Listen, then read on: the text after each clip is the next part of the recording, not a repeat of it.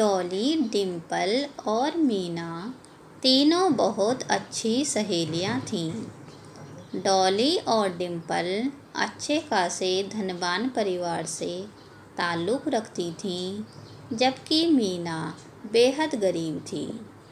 पैसों के मामले में इतनी असमानताएं होने के बावजूद तीनों की दोस्ती ऐसी थी, वह एक दूसरे के लिए कुछ भी करने को तैयार हो जाती थीं। मीना के पिताजी का बीमारी से निधन हो गया था। मीना और उसकी माँ अचार बनाकर बेचते थे। अचार बेचकर जो पैसे मिलते थे, उनसे वह अपना खर्चा करते थे। मीना, यह अचार के डिब्बे धूप में सूखने रख दे। शाम को मैं तोताराम अचार वालों की दुकान पे इन्हें दे आऊँगी। ठीक है माँ, मैं इन्हें अभी बाहर रख देती हूँ। एक दिन डॉली डिम्पल के घर आती है। डिम्पल, मीना से मिले हुए बहुत दिन हो गए हैं, चल आज उसके घर चलते हैं। डॉली और डिम्पल मीना की हालत देखकर बहुत चिंतित रहते थे। उन्होंने कई बार उसकी मदद की, लेकिन उसकी परिस्थिति में कोई सुधार नहीं होता था। वह कहते हैं ना कि समय से पहले और नसीब से ज़्यादा किसी को कुछ नहीं मिलता। बस ऐसा ही कुछ मीना के साथ होता था। डॉली और डिम्पल मीना के घर पहुंच गईं। मीना की बिगड़ती हुई हालत को देखकर डॉली ने डिम्पल से कहा, डिम्पल, हमें मीना को कुछ रुपए देने चाहिए, जिससे उसकी हालत सुधर जाए। दोनों ने मीना को कुछ रुपए दिए। मीना, ये कुछ रुपए हैं, इनसे तुम अपना काम शुरू कर लो और अपनी गरीबी दूर करो। मीना बहुत खुददार थी। उसने पहले तो मना किया, परंतु बाद में दोनों के कहने पर उसने वह रुपए ले लिए। मीना ने वह बैग अपनी माँ को दे दिया। माँ, ये बैग अंदर टांग दो।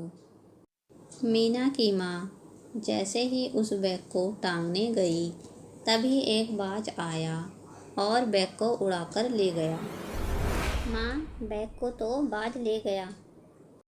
बेटी, जब हमारे नसीब में अमीर होना लिखा ही नहीं है, तो क्या शिकवा करना। समझ ले, ये पैसे हमारे नसीब में थे ही नहीं। मीना उदास हो गई। कुछ दिन बीतने के बाद डॉली और डिम्पल जब मीना के घर गए, तो उसकी हालत में कोई बदलाव न देखकर दंग रह गए। पूछने पर मीना ने सारी बात उनको बता दी। डॉली और डिम्पल ने मीना को फिर से पैसे देने की कोशिश की, लेकिन मीना ने पैसे लेने से मना कर दिया और कहा, तुम दोनों मेरी मदद करना छोड़ दो। अब तो मुझे भी लगता है कि मेरी किस्मत में धनवान बनना लिखा ही नहीं है। मेरी वजह से तुम्हारा भी काफ़ी नुकसान होता रहता है। दोनों को अपनी सहेली की ऐसी हालत देखकर उस पर दया आ गई, लेकिन वे जानती थीं कि वे चाहें कितनी भी उसकी मदद करने की कोशिश करें, उसका परिणाम बिल्कुल निष्फल रहता है। मीना की माँ अचार के लिए सब्जी काट रही थी। उसका चाकू बहुत पुराना था। यह देखकर डिम्पल उसके लिए एक नया चाकू ले आई। इस चाकू से सब्जी काटकर तुम अचार बना देना। तुम्हारा चाकू बहुत पुराना हो गया है। चाकू देकर वे दोनों वहाँ से चली गईं। शाम को उनके घर में पड़ोस में रहने वाली सुनीता आती है। उसका पति मछली बेचने का काम करता है। मीना, थोड़ी देर के लिए अपना चाकू दे दो, मुझे मछली काटनी है। थोड़ी देर बाद सुनीता चाकू लौटाने आती है और साथ में मछली भी लेकर आती है। काकी, ये लो अपना चाकू और ये कुछ मछलियाँ, इन्हें बना लो। इतना कहकर सुनीता मीना की माँ को मछलियाँ देकर चली जाती है। मीना की माँ ने जब मछली को काटना शुरू किया तो उसके पेट से चमकीला पत्थर निकला।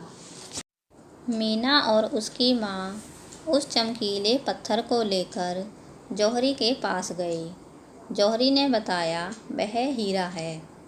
मीना ने यह बात डॉली डिम्पल को बता दी। वह हीरा उन्होंने पुलिस को दे दिया। फिर सरकार की तरफ से उन्हें इनाम में कुछ रुपए दिए गए, जिससे मीना और उसकी माँ ने बुटीक खोल लिया। उसकी स्थिति पहले से बेहतर हो गई।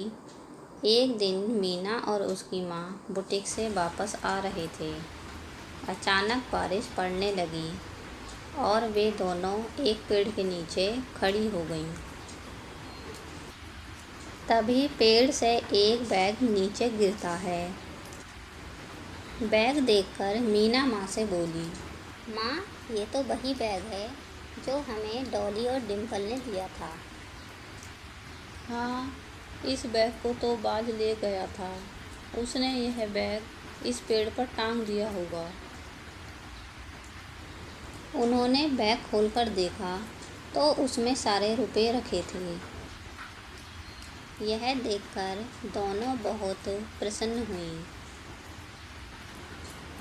मीना की किस्मत कुछ ऐसा खेल खेल रही थी कि उसके हक की सारी चीज़ें और खुशियाँ उसके पास लौटकर आ रही थीं। नसीब चमकने की वजह से मीना तो खुश थी, लेकिन उससे ज़्यादा खुश थी उसकी सहेली डॉली डिम्पल।